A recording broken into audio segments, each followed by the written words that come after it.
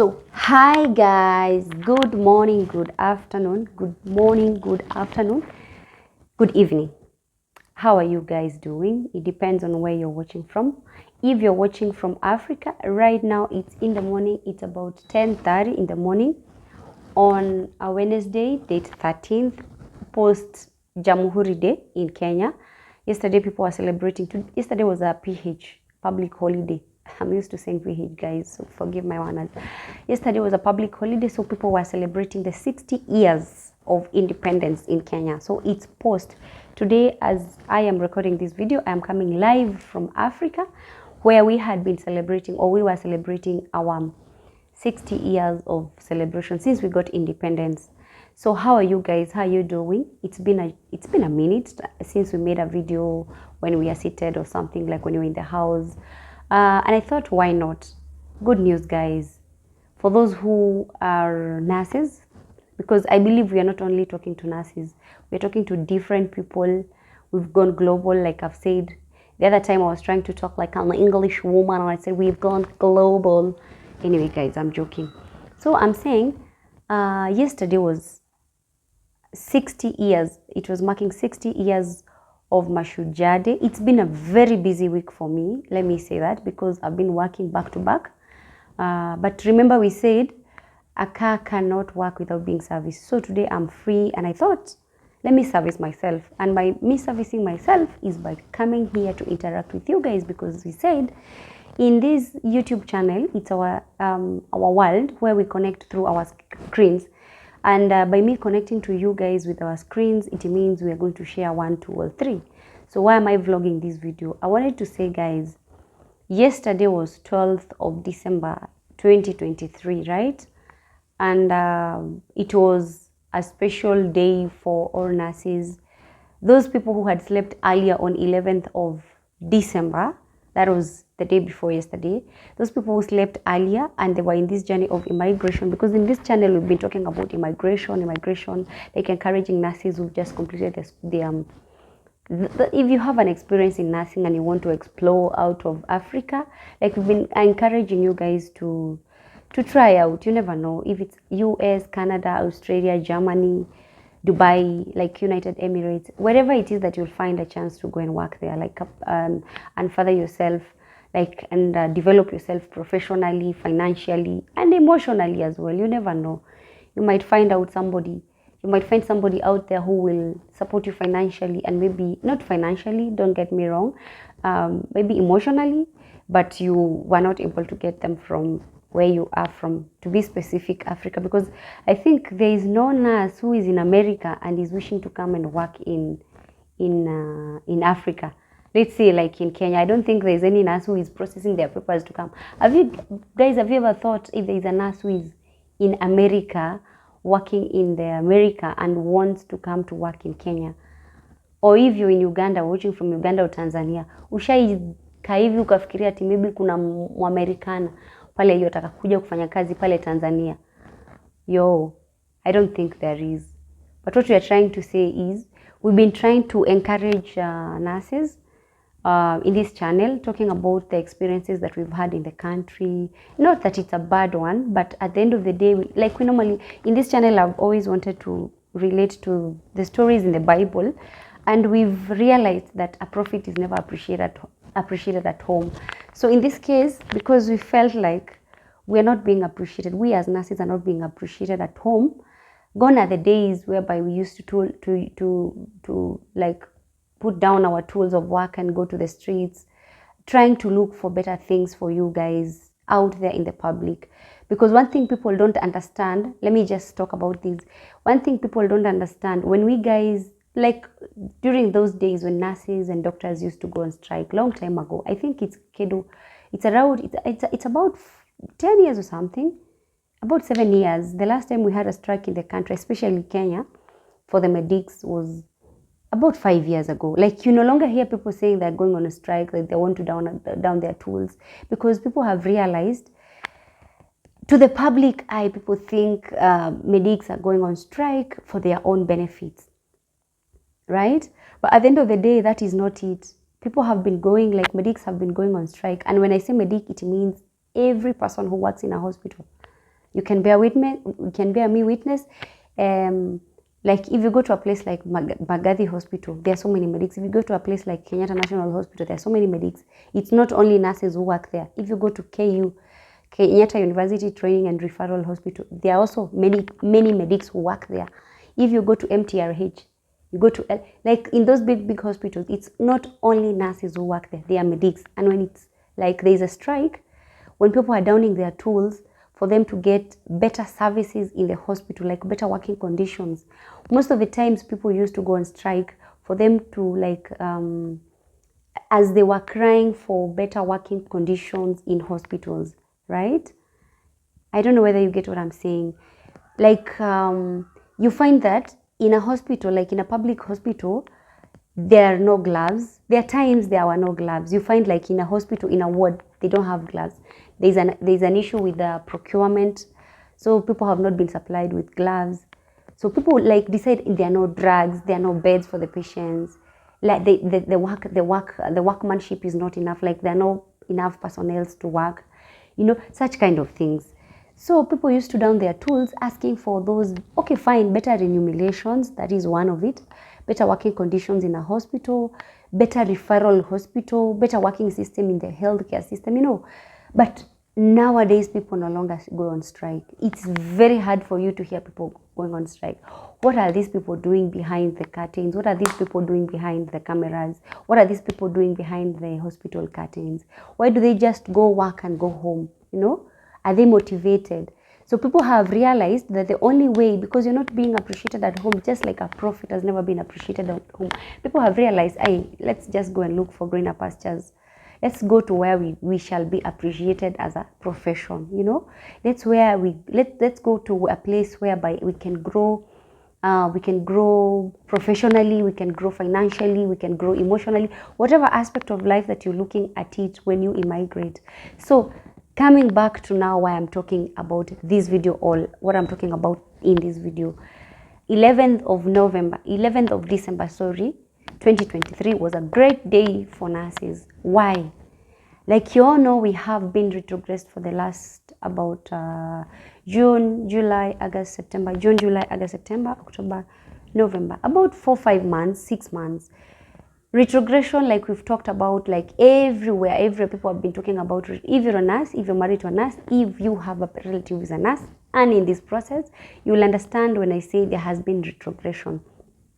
There has been retrogression in the sense that the process of immigrated was put into a halt, like it was not moving, like we were kind of stagnated. You've applied, you have gone through your documentations, like the US Embassy have gone through the NVC, the US government, those who are investigating you, like you're documentarily complete and you're okay and everything is fine for you, right? But you've not left. I've had so many people asking me, even you nurses, in the comment section, I've seen you people asking me, Zippy, you've not left. I thought you left long time ago. Zippy, when are you going to America? Zippy, when, you know, like such kind of things. Why haven't we moved? Why haven't we been moving? We have not been moving, or there has not been movement of any nurse in this process, especially for the EB3 category visas, because there were no visas available. Therefore, we went to a state of retrogression. Like the number, like I had explained before, the number of people who wants the visa, like the permit to go and work in the United States, is less than the number of those people who have applied. So what happens? You're told to wait until a certain moment. So you go back to, like you get into a retrogression, like you're just moving slowly. Yes, you're moving, but you're not moving as per se. So Juicy, like yesterday, the day before yesterday, the visa bulletin was out. At around 9 p.m., the visa bulletin is out. And everybody was like, oh my goodness, we need to hear what these guys are going to tell us. Good news to nurses. Everyone is celebrating. Because the last time, people were given hopes, not dates, not appointments.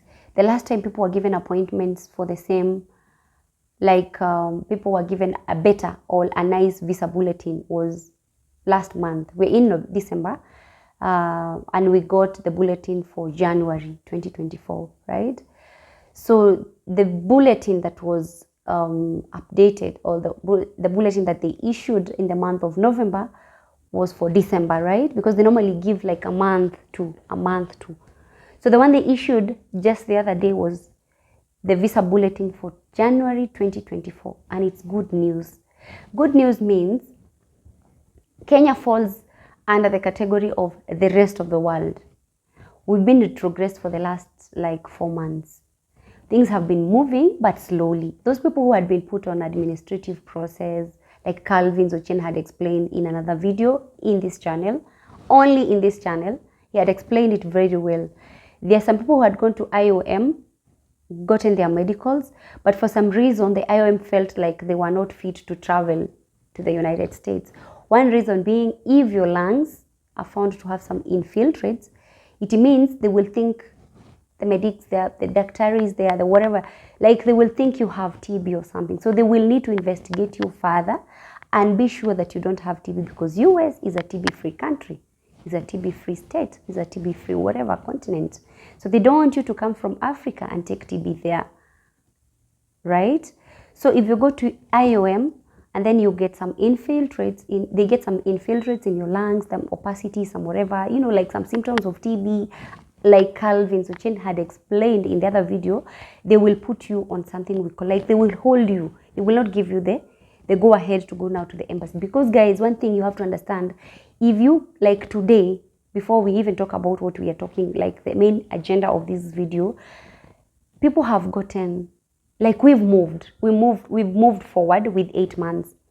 Because the last time people were given dates, or last time they had updated, the last time we had become current, it was up to November, not November, but I think December 2021.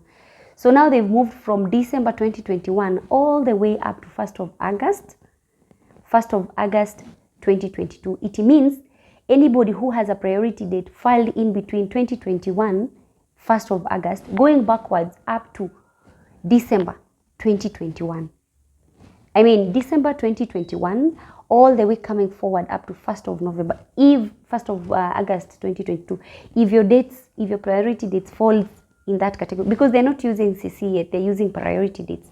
And remember in the other video, we said the priority date means when your I-140 was filed, the date that your I-140 was filed, right? Was it filing or approved? Either somebody in the comment section will make us understand. But you get what I'm saying. So what they did just recently, a day before today, like a day before yesterday, they said we've kind of progressed. We are not retrogressing anymore. We've progressed, like we've moved forward, because we said retrogression means moving backwards.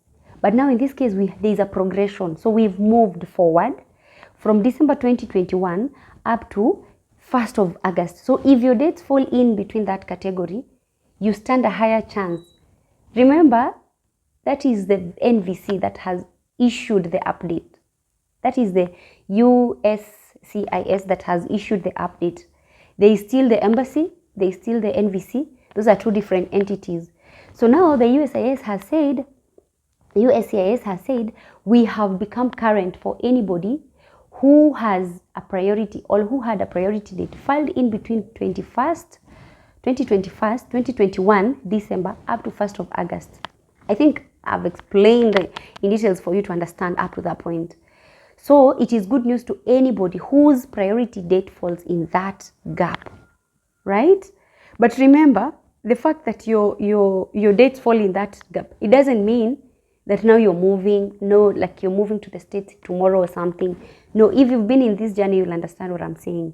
And these guys, it's not that I'm advising in regards to, because I work with NVC, because I work where people might be thinking, now huyu anatuambia nini, wewe unafanyanga wapi? No, this is out of experience.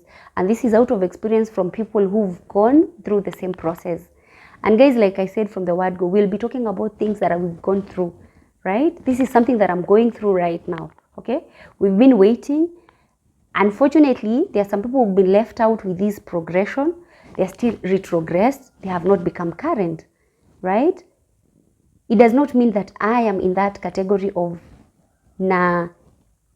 I'm not saying that I'm in that category of the ones who progressed, but I mean, at the end of the day, you have to be happy for those people who are in the mix, because at the end of the day, if they move, we move. If I move, you move. If I'm ahead of you in terms of PD, it means even if I move, somebody who is behind me will move. So I'm happy for them, and that's this is a congratulatory message that I want to send out there. But before even we get there, what other things do we need to do? Or before you get there, what other things do you need to do right now? You've been told, or the visa bulletin has come out and it has said, we are now current for those people whose PD are in between December 2021 to 1st of August 2022. That's like a whole 8 months, right? But now what do they need to do? There are so many things that they need to do. There is a lot of money that they need to use. First of all, they need to do their titers, they need to do their vaccinations, right? They need to put their papers in order. And these papers that we're talking about, what are they?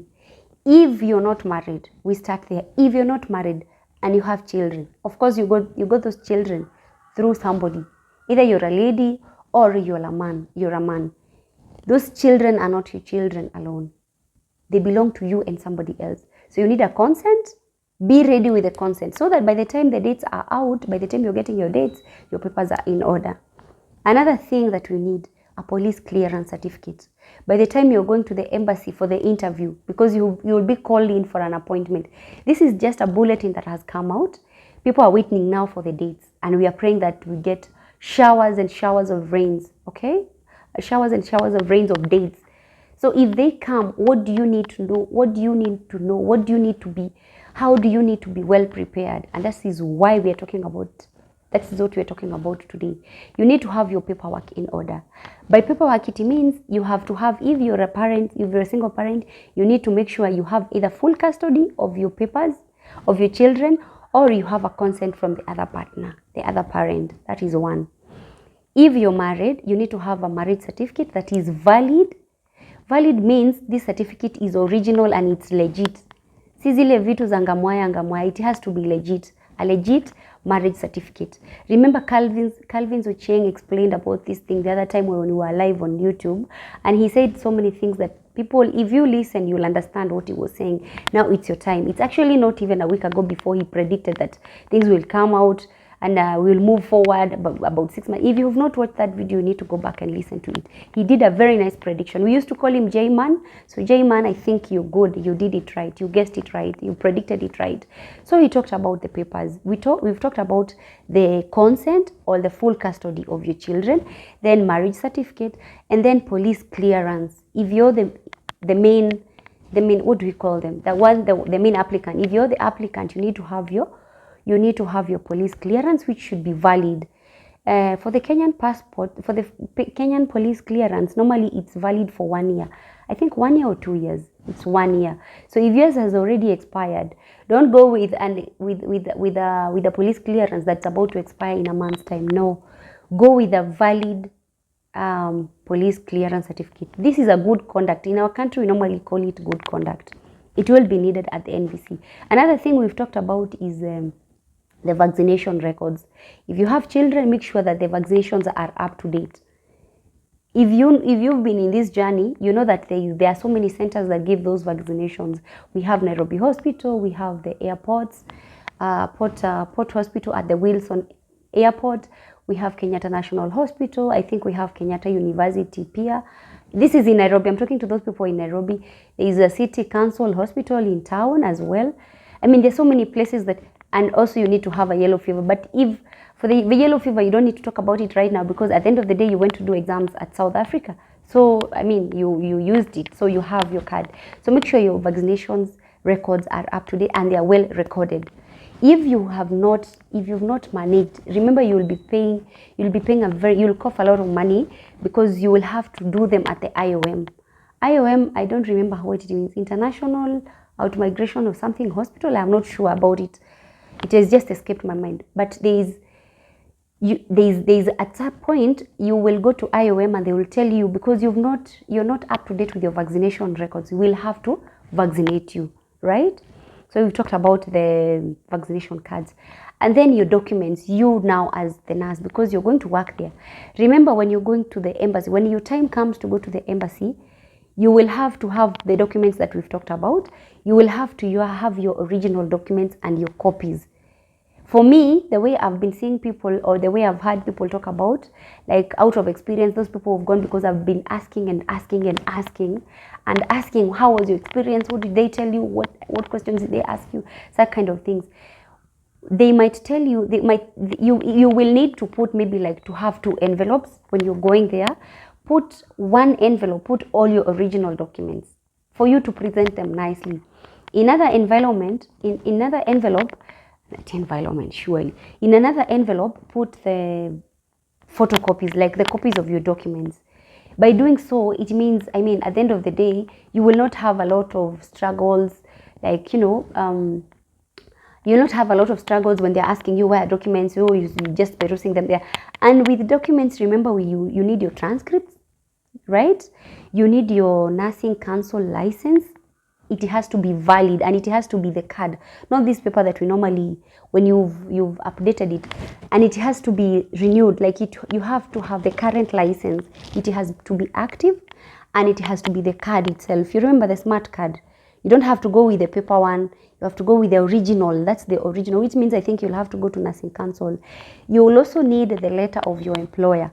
Your employer is your agency if you're with an agency, or maybe you're on direct hire, like you're employed direct to the hospital. So the hospital overseas will have to send you a letter so that you go with it.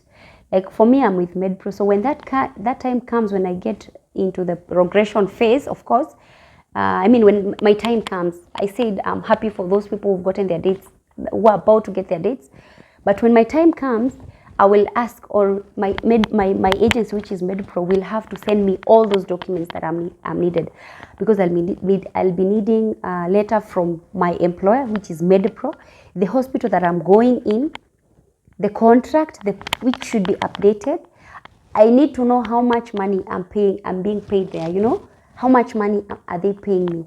What agency is it that I'm going with? Do I know my agency? These things we've been talking about here and there, like Kanini had mentioned.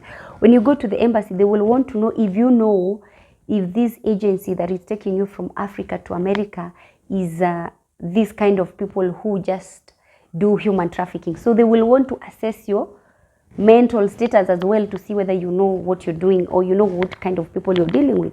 Do you know the kind of agency you're dealing with? That kind of things. So remember, let me take you back. If we've said that we need marriage certificate, if you're newly wedded, because of this issue yenye tunavukishana tukipelekana the other side, unapata mtu unamuoa alafu ati ndio mvuke the other side, because hiyo imekuwa habit mingi sana. Nikisema hivyo naongea hivyo juu because mnaelewa kenye nasema. Like if you have that kind of an arrangement, you will have to prove that for sure this is your partner, this is your husband, because fine, you have a marriage certificate, but where are the photos that you guys have been taking? Because if you guys have been in a relationship for like maybe 5 years, 10 years, you must have had photos, right? Even if it's an year of courtship, you must have had photos. Like where are these photos that you guys have been taking? What are these kind of messages that you guys have? The embassy might want to see an evidence, right?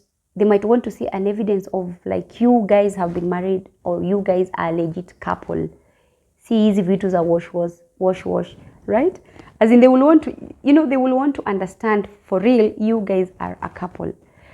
So now I think I've talked about briefly, this is out of experience. This is not out of experience. This is not out I've gone through. It is an anticipation through those people who've gone through it. It's a disclaimer. It is an anticipation of what will happen to you guys from now, because you're now current. Those people who are in the category of December 2021 up to 1st of August 2022. What are you expecting? I was just giving a brief of what you are expecting, right? That is what you guys are expecting to do. You have 2 major steps ahead of you. Not 2, actually, there are 3. You have 3 major steps ahead of you. The visa bulletins are already out and they've said you're current. Now, because you're current, what will happen? You will have to wait for your email from the NVC, National Visa Center, scheduling you for an appointment to go to your consular, which if you're from Nairobi, if you're from Kenya, or if you're from Uganda, if you're from Tanzania, the consular is Nairobi, right? So you will now receive a message, a mail, an email from NVC, right? Scheduling an appointment for you for an interview now with the embassy, the consular in Nairobi. So from there, you will have to call the IOM now. You will call the IOM guys, or you will have to work there personally, because you cannot go, for you to go through the medicals. Like you can go to the embassy without having been approved, or without having been, how do I call it? English is just running away. I don't know why. Like you can go to the embassy without having gone through the IOM for the medicals. And remember, like Calvin Zocheng had said in an earlier video, these medicals normally expire. So if maybe you're getting your interview date or your interview appointment for the second time, and I think they normally expire after 1 year or something. I think these things expires after, I'm not sure though. I think they normally expire after 1 year, after 1 year, after 1 year, right? So if yours have expired, remember you'll have to go through the process. And this is where they will check, the doctor at the IOM will check if your vaccination cards are up to date, if for your children, for your spouse, are they up to date? Have you gotten the vaccines that are required for the United States Embassy and stuff? If you have done all of them, like MMR, the hepatitis B, the TB, Gene X, like if you've satisfied the IOM, they will now is it approving? Not approving. They will give you a go ahead now to go to the embassy for your interview. So you're done with the IOM, you've used money, you've been injected, you've been tested, maybe syphilis. Like Calvin Zocheng said, they will want to know whether you have TB, so they will do an X-ray, they will do some STD, you know, like those kind of medicals. If you're getting a job somewhere, you know the kind of medicals that you're asked for. So they will want to make sure you're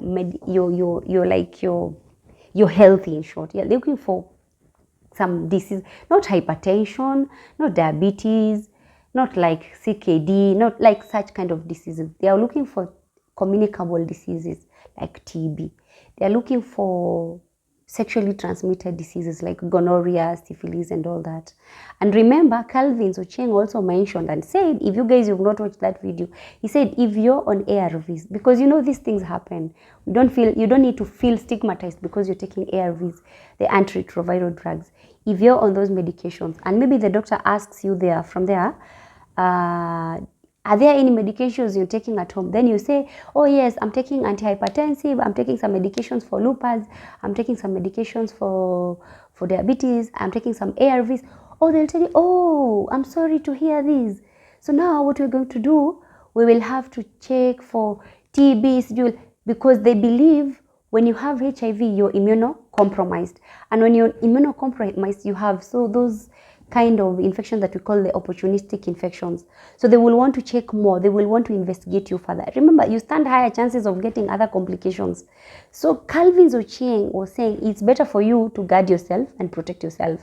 So just know what kind of information you're giving out there. It is for you people who are about to face the IOM. I am not saying you hold information. I'm not saying you hold information. This information, you have to be careful. You have to know what you're saying. Because of course they will not infringe your rights by going to check on HIV and all that. No, as per the experience that other people have gone through, right? But they will want to know what they will do.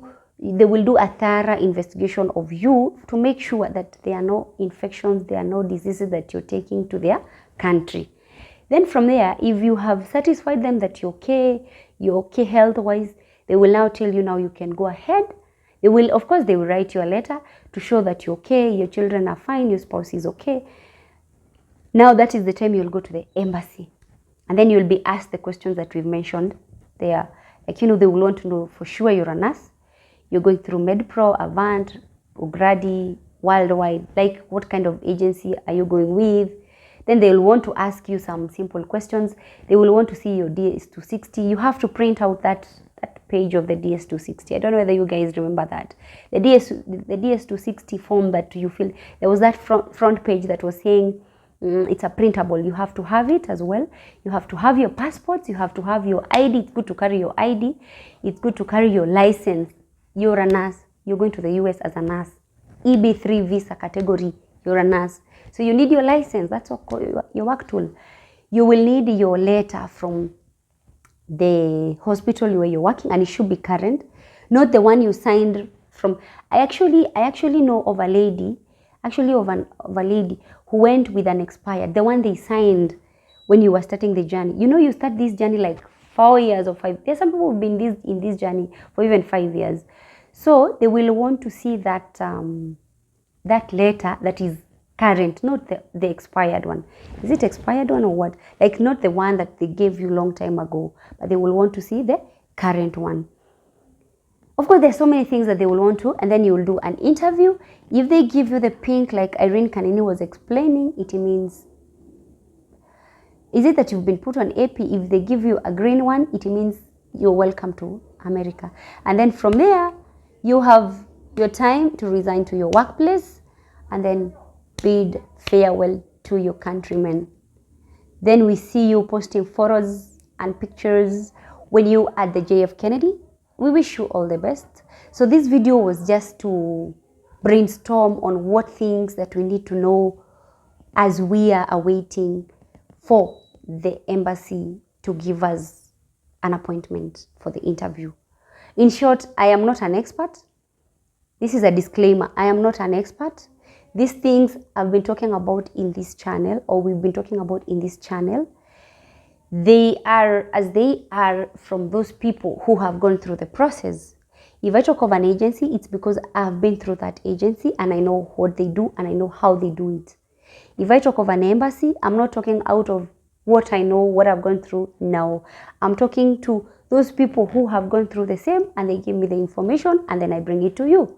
Because we said information is power. If you don't know these things, you might end up landing at the Gigiri pale penye embassy and you don't even know what is needed of you, and then you start getting the AP. And remember guys, Calvin's also talked about AP, and he said AP does not mean, if you've not gone to the embassy for the interview, it does not mean that you have been put on administrative process. If you have passed through IOM and they didn't approve you, like they didn't, I'm lacking to get that word, like you didn't satisfy them health-wise for them to tell you now you can go back, you can go ahead with the embassy interview. Like how, guys, you know what I'm saying? The word has ran out of my mind. Like you didn't satisfy them. You're not healthy. Maybe they saw some infiltrates in your lungs, they saw some opacity, and they felt like, this is not right. Maybe we need to investigate. That is not AP. AP will come in when you go to the embassy for your interview, and then you're asked questions, but you've not been given your passport back. Your visa, by the way, is normally stamped on the. Your visa is normally stamped on the passport. So if you've not gotten it, maybe your names are not appearing correctly in the past, your documentations are not okay, you don't have a police clearance certificate, that kind of things, you'll be put on hold. Being put on AP means administrative process. They want to investigate further. There's something they feel like they want to understand about you before they give you a go ahead to fly out or something. English is becoming a challenge for me. I don't know. But anyway, guys, you understand what I'm saying, right? So, guys, thank you so much for coming here. God bless you. For those people who are waiting for their embassy dates, there's nothing else that I can tell you apart from praying for you. I wish you all the best. I know that if you move, we move. Those people who are behind you, we move. There's nothing I can tell God apart from God, see these people through the embassy, not through the embassy, because you have two major steps. You have the IOM and you have the embassy. So the only thing I can tell God on behalf of those people who are in that cohort of December 2021 to August 1st, 2022, may God see you through. May God just open heavens. I don't know, showers of blessings to you people. You get your dates, you move, because that's a good move, by the way. It's a good move, because if you look at that bulletin, a country like Philippines, they've moved forward, I think, with a month, and they're still retrogressed back in the year 2012, if I'm not wrong. 2012 or 2014. There's a country, I think it's Philippines or India. India and Philippines, they're just way behind in 2014, 2015. You know, like they are way behind us. Way behind us. And somebody was predicting and saying somewhere, because the rate at which Kenyan nurses are migrating, like African nurses are migrating to the US, it will get to a point whereby we will be retrogressed like Philippines and India. Reason being, there's so many people who are sitting for the NCLEX exam. These people who are sitting for the NCLEX exam have families. As they sit for the exam, they pass the exam. It means if a household has 5 people, those are 5 visas for the EB3 category, because you move with your family, you get a green card with your family, right? So if you're moving, it means the more the people are doing NCLEX, the more people are doing NCLEX, the more we are likely to get into that bad state. So the only thing we can pray to God is that government of Kenya, the Kenyan government, please consider employing more nurses in our hospitals to avoid this is it called brain child or something? Because nurses are being trained in Kenya with the best schools in country, but at the end of the day, they move. So the only thing we can ask the government is make the work conditions in the hospitals favorable for those human beings who are working there. They are human beings. They work tirelessly. At the end of the day, they have family at home. They have to take care of themselves before they take care of the patients in the hospital. Because at the end of the day, if I don't have gloves, we are in this era of hepatitis B, we are in the era of HIV, we are in the era of condition. There's so many conditions that you can contact in a hospital if you're not well protected. So if I don't protect myself, if the government does not protect me in the hospital, it means I'm not able to protect myself and my family. You understand? So if the work conditions in the hospitals are not right, it means people will still move and go to where they're appreciated. That is one. Because if you go to America, you find a hospital, it's well equipped, protective mechanisms are there for the staffs. There are no hazards for the staffs. Like everything is well taken care of. I don't think people will move, because Kenya is the best country to live in if you're paid well and if you're working in a good environment. So if the government would afford to pay nurses very well, maybe $32 per hour, if they were to pay us at 22, how much money are Kenyan nurses paid back home here? Were they moving from Kenya to the United States to go and get paid maybe 32, 33, 50 US dollars per hour? Imagine if you were to get that pay, even if it's not 32, even if it's not 30, if you were to be paid, you as a Kenyan nurse, if you were to be paid, if the government would come up with a way that they are paying you, like the way the pay rate of a nurse should maybe be equated to the pay rate of an MP in the country. MPs get good money. We would say maybe they are paid at around, they have per diems. Maybe the rate at which they are paid, as in their pay rate is about 30 to 25 to $30 per hour. If you were to calculate the amount of money they get at the end of the month, who would think of immigrating from Kenya to America? Who would think of leaving patients here? Because these patients are our people, they are our relatives. So if we leave this country, we are leaving our people behind home. So which nurse would think of living here? Kenya is so beautiful. There are no extreme weathers. There are no extreme cold like there is in America, winter season, snowing. You know, we would only go for vacation. So it's up to the government to make sure that at least if they better remuneration, like better pay for the nurses, better working conditions for the nurses, better, like, you know, appreciating the nurses who are working here. Because the training in Kenya is good. That is something you have to agree. Everybody who has trained in Kenya will bear me witness that we have the best training in this country. If you were to ask people out there, they will tell you how much maybe they will go to America, and then you find people saying that, oh, because in America at the end of the day it's a big state, so it's the best. No, we have the best schools in terms of training as nurses, and that's why you find a nurse coming from Africa go to America and they boom, they blossom because they're used to working in harsh environment, poor working conditions, poor pay, poor everything. But when they get there, you find a hospital is so beautiful, you just want to work, right?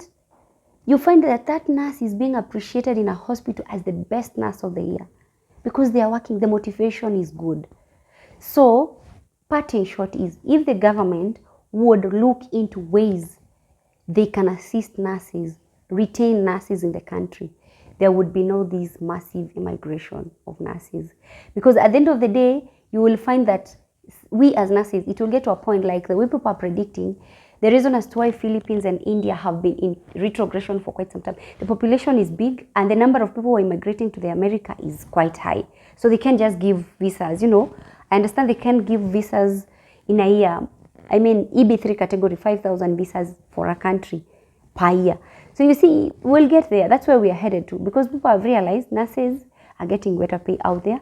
So every parent out there is like, nataka mtoto wangu afanye nursing.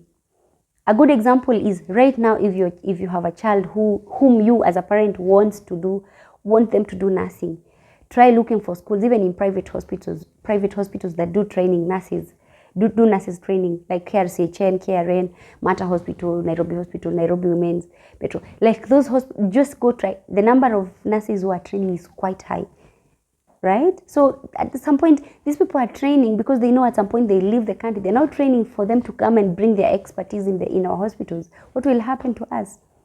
Me, I'm growing old. 5 years ago, this is not the way I was. At some point, I'll get to retirement. So if I get to retirement and maybe I'm sick, who will take care of me? If I come back and retire, if maybe like, for example, I'll be back home, if I'll be back in Kenya, who will take care of me? You know, those are the kind of things that we're talking about. So guys, without wasting so much of your time, let me say, guys, if you're watching this video for your first time, you may not understand and you're not understanding what we are saying. Please do this. Hit that subscribe button, consider subscribing. And if you subscribe, put on the notification button so that every time we upload a new video, you will understand, you will be able to follow what is happening in this channel. Because we said from the word go, it's all about educating each other. You know, if I get something that's important and I think the world needs to know, I come and bring it to you.